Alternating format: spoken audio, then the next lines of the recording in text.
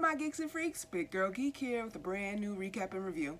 And today I'm here to recap and review Doom Patrol, Season 1, Episode 6, Doom Patrol. Y'all know what time it is. It's time for the Geek 3, 2, 1. Okay, so I actually watched this on time. I did catch it on Friday, but then of course Friday night I had to go see Us, so that's why you're getting this review a day after it came on and was released in the app. And tonight I'm going to see early access of Shazam, so look out for that review coming to the channel very soon, hopefully tonight, in a few hours after I catch the movie. Okay, but let's get on to Doom Patrol. That was the name of this, that was the title of this episode, which is episode 6. And we start off in LA 1956 with a flashback for Rita, and you know me, flashbacks are my favorite way to tell a story, which is, it seems like this series will be having a lot of those flashbacks between Rita, Cliff, and Larry, who are all older people. And it seems like Cyborg can still have his own flashbacks, but he's more, you know, is he a teen? I don't know. But they have a lot more back story and history. Niles, Larry, Cliff, and Rita. Jane too, apparently. So, alright. So, 1956 Rita is on the casting couch meeting a Harvey Weinstein type of producer for her movies. She's trying to get a role. The producer's like, well, you know what you gotta do. And the secretary outside of the office pretty much is in on that too. She knows what happens in that office. So Rita begins to let him, you know, feel on her, kiss on her, touch on her, and then she starts to blob out and she ends up killing him. I don't know if she just suffocates him. I don't know if she was trying to eat him, trying to absorb him, but he ends up dead. And the secretary walks in and it looks like he did just have a heart attack. So she said, you know, poor bastard had a heart attack. You'll never hear get out. So she covers for her. We cut back to present day, and Larry tells Rita that the chief isn't coming back because he thinks that's what she's crying about, but she was just having her flashback moment.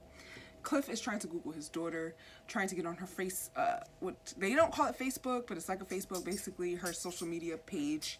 And he asks Jane for help, but Jane is still mad at him.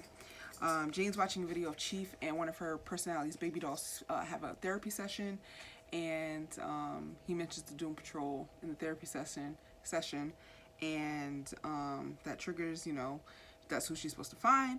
Cyborg is in safety mode. Cyborg, Cliff, and Jane look up who the Doom Patrol are, and that's when Rita and Larry walks in, and Rita says she knows who the Doom Patrol is, so that Jane uses her powers to teleport herself, Rita, and Larry to where the Doom Patrol are, leaving Cliff and Cyborg alone when Silas, Cyborg's dad, comes to reboot Cyborg, but Cyborg doesn't trust his dad, so he asks Cliff to like keep an eye on what he's doing, because also Cliff somehow, when Cyborg had his explosion, got one of Cyborg's fingers caught in him. So he said he'll help him only if Cyborg will hack his daughter's social media page. So we see Cliff and Silas have an argument, and Cliff basically stands up for Cyborg. Silas reboots Cyborg, tells him he's going to leave him alone, let him do his own thing. But then Cyborg asks for a hug, and he steals the USB that Silas was using to reboot him. And that was the end of their little story. We see Cliff at the end of his story. He gets into his daughter's social media page, and you know, his best friend that cheated his wife is all over her social media page, and she's calling him dad. Okay, that was their story. Now to the main story for the Doom Patrol was Jane, Larry, and Rita. They teleport to what appears to be a school for the gifted, very X-Men like, and I know that apparently the X-Men was taken from the Doom Patrol, or there's this big controversy with Marvel and DC about Doom Patrol and X-Men, because we see this school with these teachers that are metahumans, school for metahumans, and these kids with powers and things like that.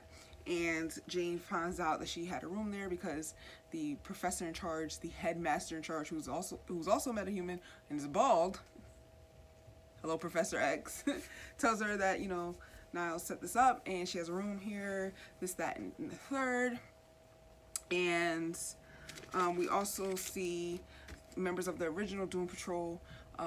One lady, I can't remember her name, sorry, I don't think I even wrote it down. She is supposed to be Niles' wife. We see Mento, who has psychic abilities, psychic powers, and him and Rita had a relationship, so we get a lot of flashbacks with that relationship.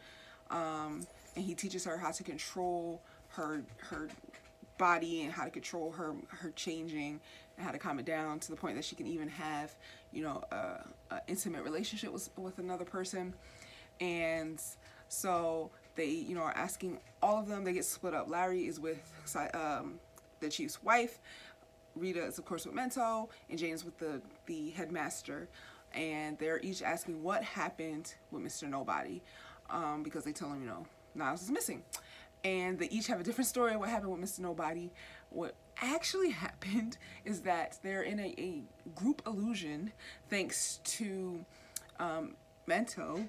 And the school, there is no school, there are no students, they're all old, they've all aged properly, and Niles, the chief, pretty much abandoned them there. And the professor, I keep calling professors like X-Men, the headmaster is actually just a doctor and kind of their caretaker.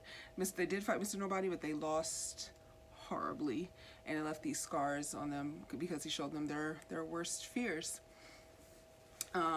So once they learned that information, they pretty much feel a little bit defeated, to say the least. It looks like, though, at the end of the episode, Larry's getting more of a relationship with the thing inside of him.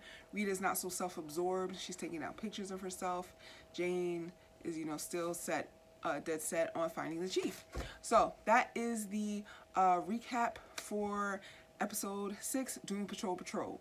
My review of the episode. I thought the episode was really, really, really good. There was no action, so it was a lot of storytelling this episode, but it didn't feel slow or, you know, out of place within the season so far. It fit for me. I enjoyed it. I think it was really good storytelling, really emotional stuff for Rita and her whole story. I think this was more of a Rita episode, even though everyone was involved. It kind of felt more of a Rita episode. I mean, they didn't get any closer to the goal, but we did, you know, we did settle some things.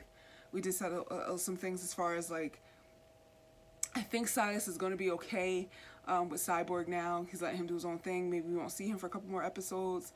I don't know. I don't think he was doing anything shady, but of course he probably will. But I'm hoping that story is wrapped so we can just move on and focus on Doom Patrol.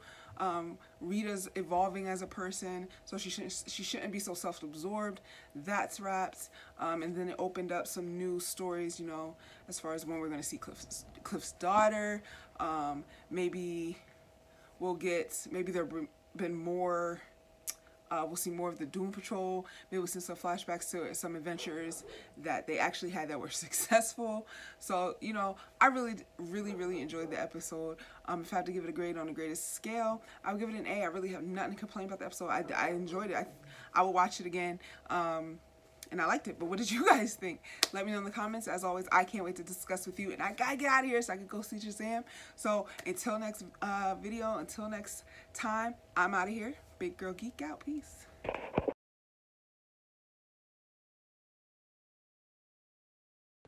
Hey, where are you going? You just watched a cool video.